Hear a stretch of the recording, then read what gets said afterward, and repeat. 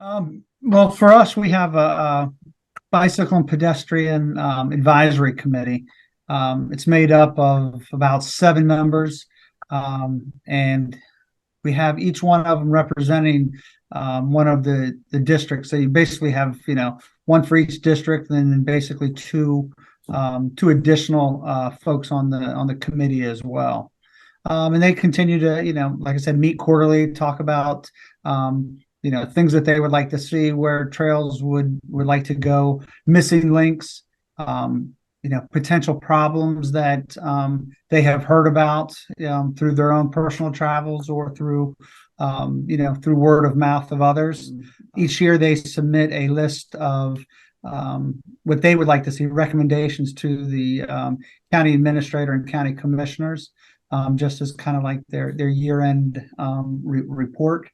And having a master plan is something that they've talked about for, well, I've been here 5 years, and I've heard about it for probably about 3 years at least.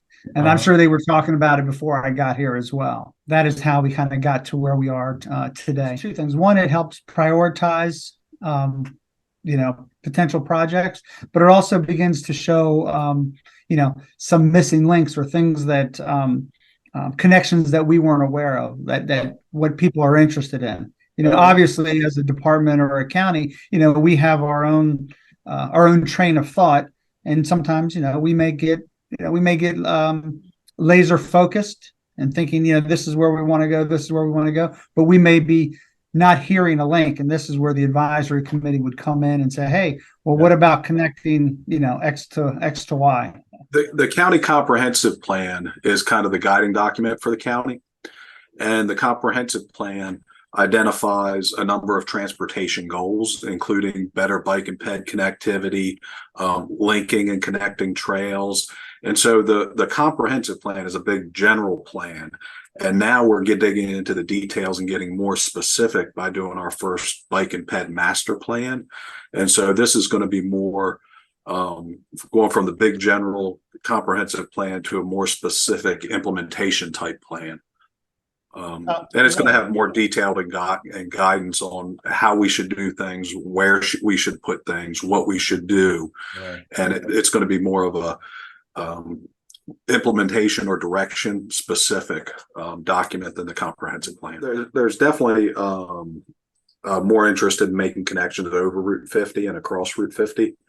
In 2016, the county did the Kent Island Transportation Plan, and that was specific to Kent Island and transportation improvements, but it listed a number of improvements crossing over US 5301, which included redoing the Maryland 8 overpass at some point. And if that happens, it would need to be made pedestrian friendly. Yeah. It identified a standalone pedestrian overpass in some location. And hopefully this bike and ped master plan will help refine that location, identify it, and solidify the concept. It also included trying to look at pedestrian improvements on the Maryland 18 overpass. Could that be retrofitted to have be pedestrian friendly? Because it's not right now. We're looking at the trail system, the sidewalk system, the rural road system. So that's countywide.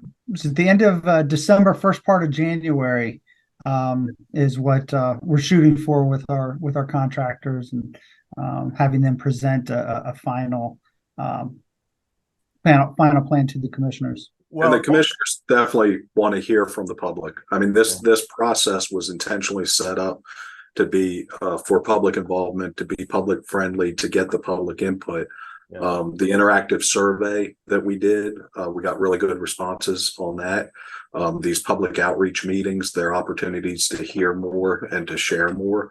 Yeah. So we definitely want the people to attend. We want the people to come out and give us their thoughts on this. Yeah.